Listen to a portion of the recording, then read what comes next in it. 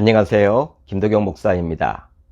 연일 폭염과 열대가 지속되어 영이 모두 지쳐있지만 오늘도 하늘 양식과 더불어 힘차게 시작하시면 좋겠습니다. 자, 오늘 우리가 나눌 말씀은 이사야 49장 14절로 16절, 이사야 49장 14절로 16절입니다. 제가 읽겠습니다. 오직 시온이 이르기를 여호와께서 나를 버리시며 주께서 나를 잊으셨다 하였거니와 여인이 어찌 그 젖먹는 자식을 잊겠으며 자기 태에서 난 아들을 궁휼히 여기지 않겠느냐? 그들은 혹시 잊을지라도 나는 너를 잊지 아니할 것이라. 내가 너를 내 손바닥에 새겼고 너의 성벽이 항상 내 앞에 있나니. 아멘. 하나님의 말씀입니다. 오늘은 이 말씀을 통해서 손바닥에 새긴 사랑이란 제목으로 은혜를 나누겠습니다. 작년 2월 초만 하더라도 코로나19가 이렇게까지 우리를 힘들게 할 것이라고 어느 누구도 예상하지 못했습니다. 아니, 대부분의 사람들은 코로나19가 사스처럼 일정 기간 동안 지속되다가 금세 사라질 것이라고 여겼죠. 특별히 바이러스 특성상 열에 약하다 보니 여름철만 되면 자연스럽게 사라질 것이라고 예측을 했습니다.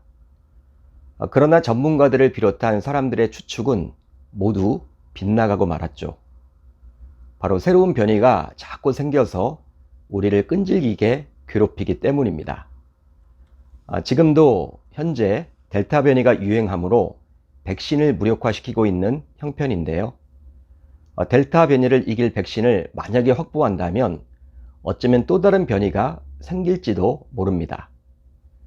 그러다 보니 이 코로나19는 우리의 일상의 삶을 모두 바꿔버렸으며 너무나도 힘들게 우리를 괴롭히고 있죠.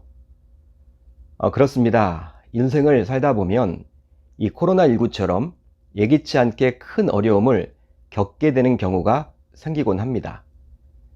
즉, 갑작스럽게 암 통보를 받기도 하고 누군가에게 사기를 당해서 전 재산을 잃게 되는 경우도 생기고 전혀 예상치 못한 실직으로 인해서 당장 무엇을 먹고 살아야 할지 막막하게 될 때도 생깁니다. 목회자인 저 자신만 하더라도 첫째 아이를 축복된 결혼 속에서 낳게 되었는데요. 태어난 지 하루 만에 대학병원 신생아집중치료실에 입원을 시켜야만 했었습니다. 바로 급성 폐혈증이 와서 말이죠. 당시 저는 이것을 경험했을 때 앞이 캄캄했었습니다. 아마도 이 하늘 양식을 시청하는 성도님들도 저와 마찬가지로 어려움을 이미 겪은 분들도 계실 것이고 어쩌면 현재 감당하기 힘든 고난을 겪고 계신 분들도 있으리라 믿습니다. 물론 이미 겪었다 하더라도 또 어려움을 겪을 수도 있겠죠. 이런 어려움, 위기, 고난, 환난을 당하게 되면 신자이기에 하나님을 원망하기도 하지만 더 심한 경우에는 원망할 하나님조차 계시지 않는 것처럼 느껴지기도 합니다. 바로 이유가 있는데요. 하나님이 계시다면 어떻게 하나님의 자녀인 내가 이런 아픔을 당하게 되었는데 하나님께서는 그냥 외면할 수 있단 말이냐, 이런 생각이 자꾸 들기 때문이죠. 오늘 말씀 안으로 들어가 보면 시온인 이스라엘은 유배의 고난을 이해하지 못하고 하나님께 버림을 받아 잊혀진 존재가 되었다며 불만을 토로하고 있습니다. 왜냐하면 하나님을 이스라엘의 구원자로만 이해하는 전통 신학 안에서 바벨론 유배는 설명하기가 참 힘들기 때문이죠. 즉, 어떻게 하나님께서 자신의 백성인 유대인들을 이방 나라의 포로로 끌려가게 할 수 있단 말이냐? 이 질문에 쉽게 답을 할 수가 없기 때문입니다. 그러다 보니 오늘 말씀 14절을 볼까요? 이렇게 기록이 되어 있죠. 오직 시온이 이르기를 여호와께서 나를 버리시며 주께서 나를 잊으셨다 하였거니와. 홀로 감당하기 힘든, 즉 너무 힘든 일을 겪게 되었을 때 우리도 종종 쉽게 내뱉듯이 당시 시온인 이스라엘도 하나님의 행동, 즉 바벨론의 포로로 끌려가게 한 행동을 이해할 수가 없었기에 하나님께서 나를 버리셨고 나를 잊으셨다라고 고백을 했던 것이죠.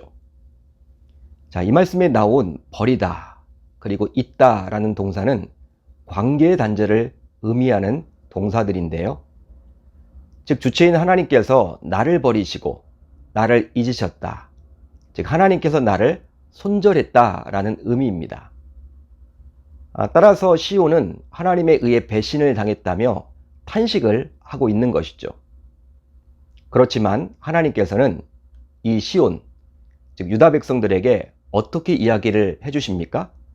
자, 오늘 본문 15절을 볼까요? 이렇게 기록이 되어 있습니다. 여인이 어찌 그 젖먹는 자식을 잊겠으며 자기 태에서 난 아들을 긍휼히 여기지 않겠느냐? 그들은 혹시 잊을지라도 나는 너를 잊지 아니할 것이라. 그렇습니다. 자녀도 엄마를 잊을 수 없지만 엄마는 더욱이 젖먹이 아이를 잊을 수 없고 자기 배에서 난 자녀를 잊을 수는 없습니다. 이유가 있는데요. 부모에게 있어서 자녀는 또 다른 자신과도 같기 때문이죠. 즉 부모의 입장에서 자녀는 자신의 분신과도 같다고 볼 수도 있습니다. 그러기에 자녀를 키우다 보면 부모의 말을 듣지 않은 경우도 생기고 심지어는 부모에게 대들기도 하지만 그렇다고 해서 부모는 그 자녀를 버릴 수는 없겠죠. 하지만 부모와 이 자녀와의 관계도 한계가 분명히 있습니다. 바로 죄악된 인간관계 속에서 부모와 자녀와의 관계를 맺었기 때문인데요.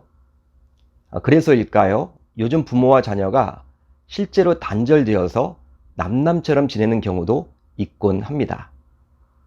하지만 하나님께서는 이렇게 저와 여러분들에게 말씀을 해주시죠. 그들은 혹시 잊을지라도 나는 너를 잊지 아니할 것이라.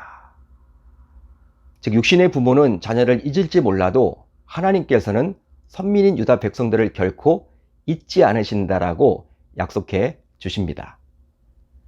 그러기에 하나님께서는 어떠한 경우에도 자신의 자녀인 우리를 결코 포기하지 않으시죠. 여러분 믿으십니까? 믿으시면 아멘. 그러면서 이제 하나님께서는 우리를 여전히 살아가고 있음을 다음과 같이 말씀하심으로 우리에게 보여주시는데요. 오늘 말씀 16절입니다. 내가 너를 내 손바닥에 새겼고. 요즘은 무언가 중요한 것을 기록해 둘 때 노트를 이용하거나 혹은 스마트폰에 기록을 하곤 하죠. 하지만 노트와 스마트폰은 잃어버릴 수가 있습니다. 실제로 아무리 중요한 기록이라 하더라도 노트와 스마트폰을 잃어버리게 되면 기억해낼 수가 없죠. 그러기에 가장 안전한 기록은 바로 내 몸 안에 기록해 두는 것이라 할 수 있습니다. 실제로 예전에도 손바닥에 기록을 하곤 했었는데요. 하지만 손바닥에 기록을 하게 되면 그것은 또 지워지기 마련이죠. 그런데 하나님께서는 자녀인 우리를 잊지 않으려고 자신의 손바닥에 기록한 것이 아니라 손바닥에 새겼다라고 표현을 해주고 있습니다. 여러분, 실제 새겼다라는 것은 기록했다라는 것과 차원이 다르죠. 바로 새겼다라는 것은 영구한 것이기 때문입니다. 예를 하나 들어볼게요. 빗속에 이름을 기록해두면 비가 오고 눈이 오고 세월이 지나게 되면 모두 사라지게 되어 있죠. 하지만 빗속에 이름을 새기게 되면 어떻습니까? 아무리 비를 맞고 눈을 맞고 세월이 흘러도 오랫동안 남게 됩니다. 오랫동안 남아있죠. 그런데 하나님께서는 친히 자신의 손에 우리를 기억하고자 우리를 잊지 않으려고 우리를 새겼다라고 말씀해 주십니다. 여러분, 손바닥에 새긴 그 하나님의 사랑이 조금이나마 느껴지십니까? 그만큼 우리 하나님께서는 자녀인 저와 여러분들을 사랑하십니다. 심지어 우리가 하나님의 뜻을 거스르고 등을 돌렸을지라도 하나님께서는 잠시도 우리를 잊지 않으시죠. 바로 자신의 손바닥에 우리를 새길 정도로 말입니다. 그렇습니다. 아무리 부모가 자녀를 사랑하고 또 자녀가 부모를 사랑하고 또 부부가 서로 사랑한다 해도 자신의 손바닥에 자녀를, 부모를, 배우자를 새기고 다니지는 않죠. 그러다 보니 우리는 바쁜 일상 속에서 잊고 지낼 때가 많습니다. 자녀를 잊을 수도 있고, 부모를 잊을 수도 있고, 배우자를 잊고 지낼 수도 있습니다. 하지만 하나님께서는 저와 여러분들을 손바닥에 새기고 다니시죠. 그만큼 우리에게 관심을 가지고 우리를 사랑해 주십니다. 따라서 코로나 팬데믹으로 인해서 우리가 힘겨워할지라도 하나님은 침묵하시거나 무관심하시거나 무능하신 하나님이 결코 아님을 알 수 있는 것이죠. 오늘도 그 하나님이 계시기에 여러 가지 문제로 인해서 힘든 나날이 계속되겠지만 잘 버텨나갈 수 있기를 우리 주님의 이름으로 축원합니다. 축원합니다. 자, 이제 우리 공동체가 함께 나눌 기도 제목을 나누려고 하는데요. 두 가지입니다.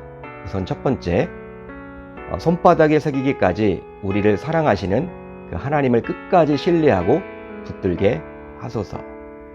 다음으로 여름철 무더위와 열대야로 지친 영육이 하늘 양식을 통해서 조금이나마 힘을 얻게 하소서.